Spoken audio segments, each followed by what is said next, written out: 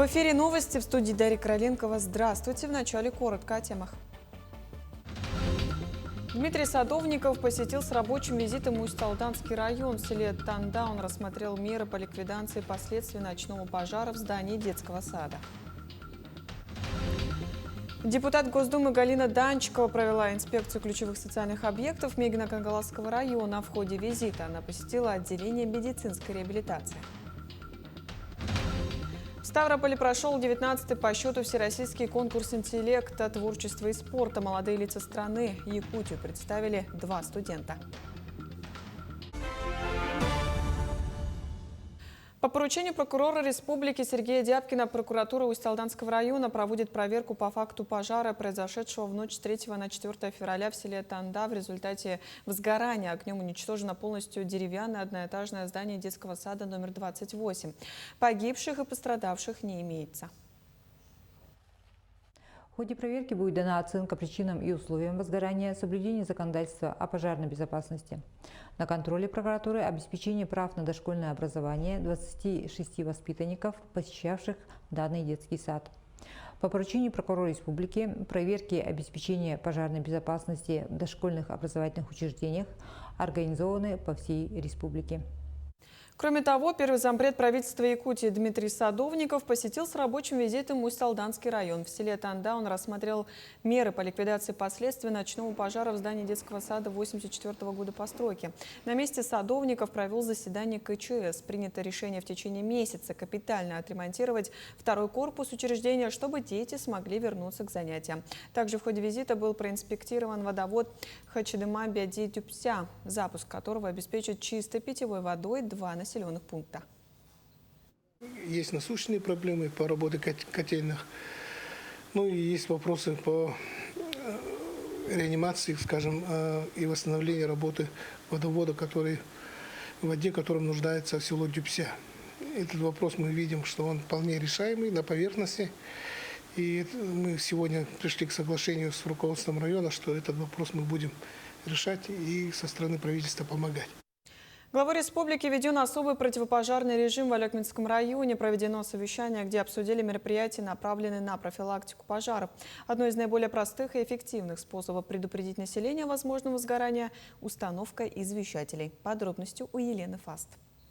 Предупредительный характер для жильцов. При возгорании и задымлении он подает сильный звуковой сигнал, тем самым в ночное время он будет жильцов. Такой пожарный извещатель устанавливается желательно в каждой комнате. В Алекминске прошла акция «Предупреди пожар, установи АДПИ» – автономный дымовой пожарный извещатель. Цель акции – привлечь внимание жителей к установке извещателя в жилых домах. Это самый доступный, самый дешевый способ обезопасить себя и своих близких в ночное время. То есть, что извещатель делает?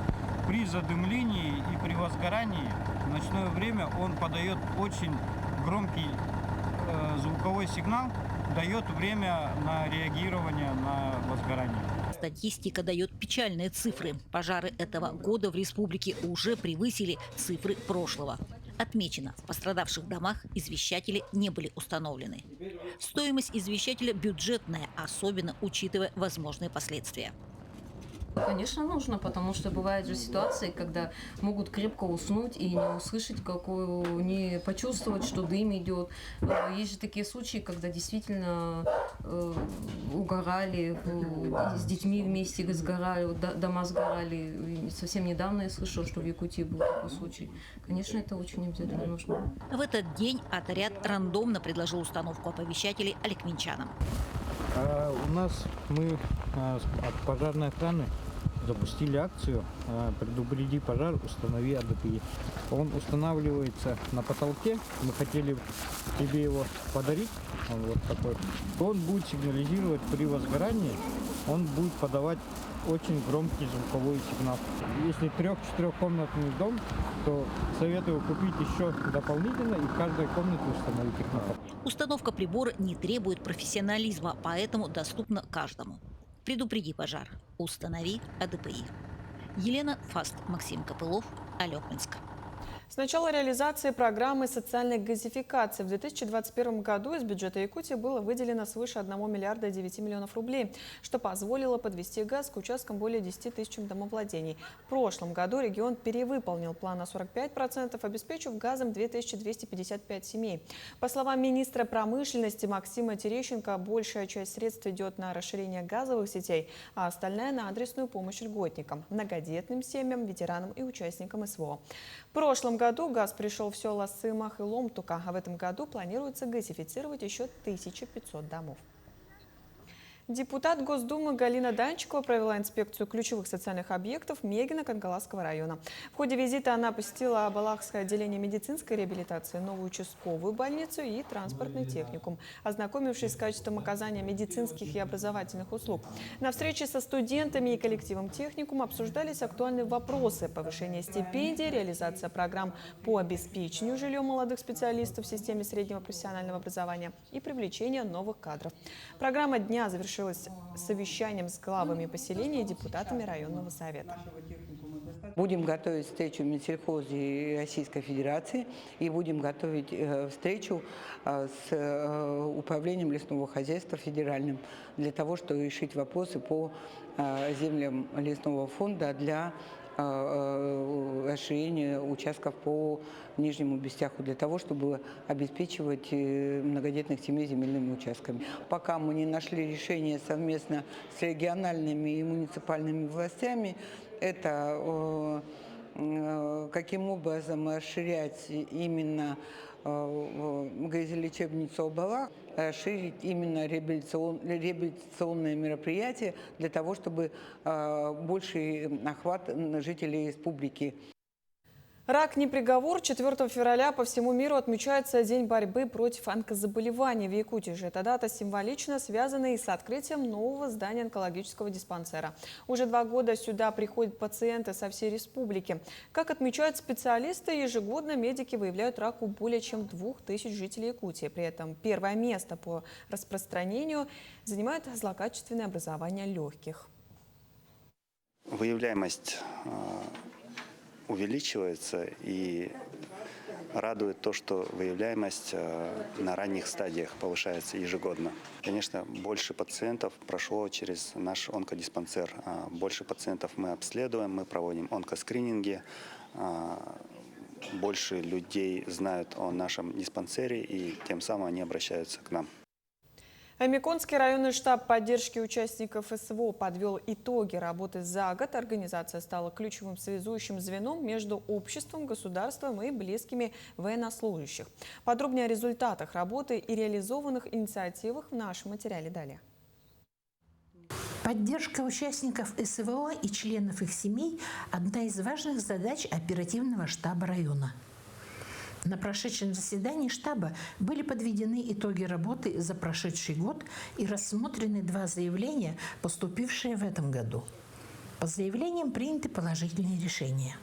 За 2025 год нашим штабом было рассмотрено 46 заявлений и оказана помощь 46 семьям военнослужащих, участников СВО на сумму более 3 миллионов рублей. Это средства с нашего специального счета с Фонда социально-экономического развития Омиконского района. Также было выделено более 10 миллионов на выезд нашей делегации. За прошлый год 2 раза выезжали в зону СВО. И нашим бойцам были доставлены технические оснащения, спальные мешки, теплые одежды, медикаменты и так далее. Также члены штаба ведут работу с вернувшимися участниками СВО и членами их семей, оказывая при необходимости им помощь в лечении и трудоустройстве. В 2025 году у нас было одно обращение участника специальной военной операции, который обратился в целях поиска подходящей работы.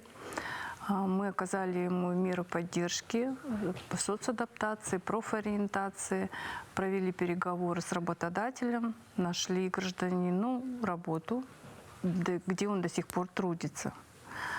В начале года у нас было трудоустройство члена семьи участника специальной военной операции.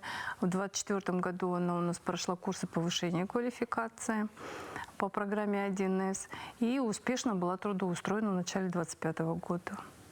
Работа по оказанию помощи участникам СВО и их семьям продолжается. Светлана Поцелуева, Андрей Неустроев, Уснера. В Верхневилюйске прошла научно-практическая сессия, посвященная созданию муниципальной модели здорового питания ко Дню российской науки. Ведущие эксперты, включая главного диетолога Минздрава Якутии и научных сотрудников, обсудили план внедрения регионального рациона, основанного на научных данных и культурных традициях питания на 2026-2027 годы. В рамках мероприятия работала выставка местных производителей и лучших школьных столовых. Особое внимание привлекла площадка Верхневилюйской центральной больницы, победителя всероссийского конкурса Минздрава России «Грудное модное», где был представлен индивидуальный банк грудного молока. Подписали соглашение между Федеральным исследовательским центром, Якутский научный центр Сибирского отделения Российской академии наук и с главой муниципального образования Верхневилюйский УЛУС. На основании нашего соглашения реализовать план, который будет как дорожная карта, которая будет направлена на укрепление здоровья и сбережения, на потребление продуктов, которые будут влиять на человеческий организм.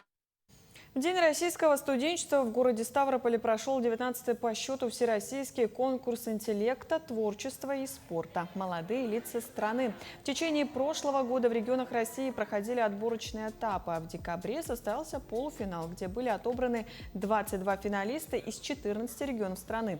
Нашу республику представили студентка 3-го курса Института физической культуры и спорта Виктория Попова и 3-й курсник пединститута, участник боевых действий Симон Савинов. Молодые, талантливые и успешные во всем студенты СФУ стали лауреатами конкурса и завоевали звание лучших представителей студенчества ДФО. Начиная от организаторов, заканчивая участниками, ребятами, мы все там подружились, все просто на таких эмоциях. Сам финал прошел очень быстро, за считанные секунды как будто бы. И я получила такую колоссальную поддержку от всей республики. У меня просто телефон разрывался. То есть мы выступали вечером, а трансляция была ночью. Да, и они здесь включили на экране большом, прямо собрали зал и сидели, нас поддерживали. К этому часу это все актуальные новости. До встречи в эфире.